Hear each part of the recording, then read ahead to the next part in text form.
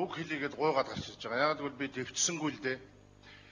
Тэгэхээр би та нарыг босгох гэж найдаж байна. Тэрний үг гэвэл хонгоны дууг анх зохиосон Эрдэнэ Батүйл амар санаа амар висгалан гэж найз нартайгаа нийлээд Монголын ардсан холбооноос өмнө энэ ухаал хууц нааж байсан Сурмын цогт сайхан гэж юм ирчлөөний дууч байлаа.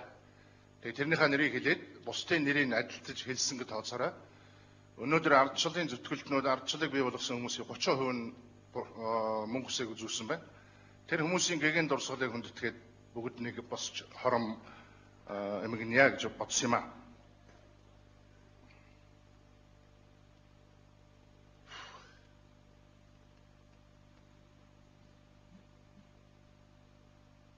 За баярлалаа. Тэд юуны төлөө тэмцэж яагаад амин насаан илээсэн бэ гэд би бодож суулаа л да. 24 жилийн дараа энэ Монгол улсын нийгэм ийм болчихно гэж бодож тэр эрхчлэлийн төлөө тэмцээгүй. Бидэнтэй хамт тэмцэхтэй. Бид 24 жилийн өмнө коммунист дэглэмийг халсан. Коммунист дэглэмийг. Дараа нь нөгөө чоны амнаас гараад бараа аманд оров гэлэгч 24 жилийн дараа эргээд харсан чинь хүний баялагийг дураараа булааж дээрэмддэг.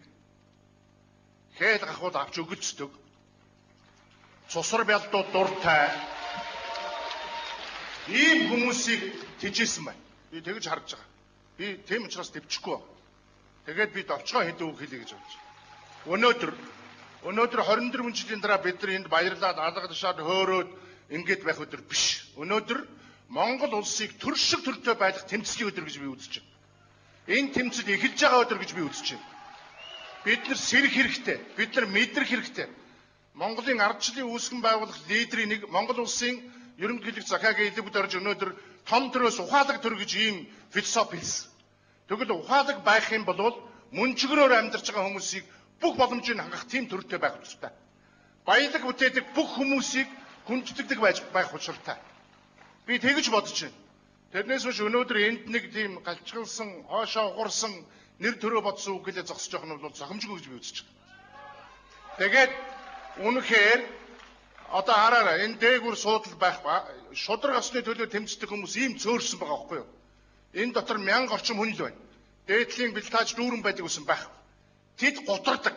Тэдний боломжийг хахаар яршиг гээд тэгээд холддог. Тийм байна. Тийм учраас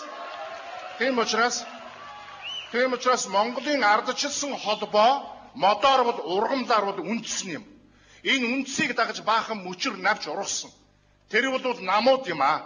Энэ намуудаар дамжиж ардчилсан намар халахвч хийж өөрийнхөө залимхийг нуугсан ийм увайгүй хүмүүс энэ намуудаар дүүрсэн. Зөвхөн ардчилсан намд биш шүү.